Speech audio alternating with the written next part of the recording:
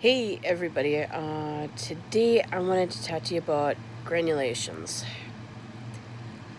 If you're very active, chances are you're going to end up with one of these in your lifetime. Granulations are a form of a herniation through the skin, through your stoma, or around your stoma.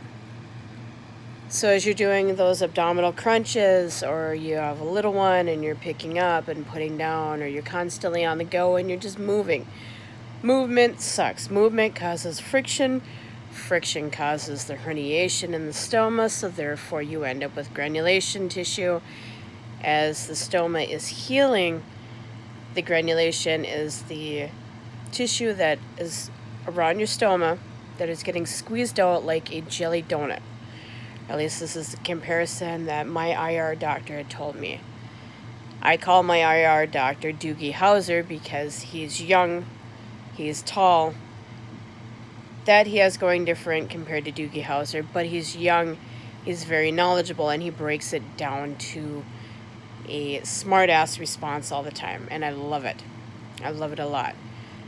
I love the fact that he's personable, and he's knowledgeable.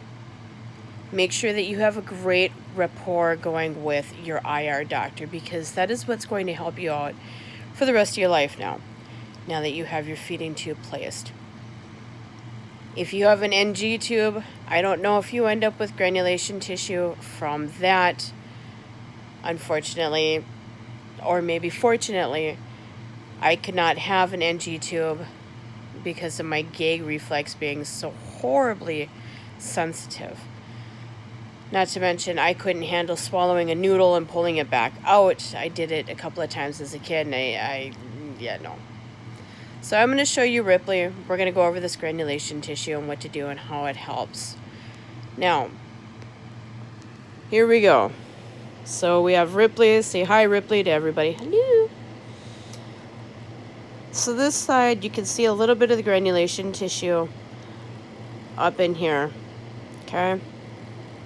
So we're going to flip the tube. There it be. That icky, nasty, pulsing thing. That is called a granulation. Now that's just a baby granulation compared to what it could be, what I've had, and how nasty it is. Although you can see stomach content juice coming out of the stoma. The more active again you are, the more friction you're going to cause, and the more that you're going to have of the gastric content seeping out, which, being that it's acid eating on your stoma, the friction, again, all it is a big recipe for a granulation. Not a whole hell of a lot that you can do. You are able to go and have it cauterized. So they use a matchstick that has the sulfur on it, and what they do is they put it up against the granulation tissue and they rub it around it and roll it around, and it burns it immediately so that it quits bleeding and everything else. Believe me, these things can bleed. They do bleed. And it's not exactly one of the greatest things to have. That burning feeling should be your, hey, dummy, warning light, whatever you want to call it. Danger, Will Robinson. Danger, Will Robinson. You need to get that checked out immediately. That is your warning light. There is a warning light for a reason. Immediately go clean out your stoma and do your wound care as instructed and as following through. I hope that you guys are using some form of a zinc-based product, whether it be Silvadine, whether it be Calmoseptine ointment, or something similar to a butt paste. It just needs to make sure that it's going to let the acid come out and immediately be wicked away from your skin so that it's not sitting on your skin and it's not burning it.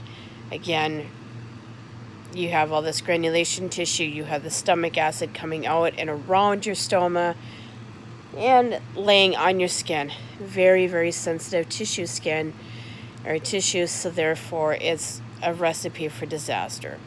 All right? Make sure that you get that in there, get it cleaned, take good care of it.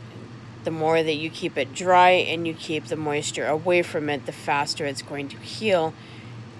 Making sure you get ointment in there. Keep the ointment going in there. Hopefully this helps you guys out. All the best. Peace out.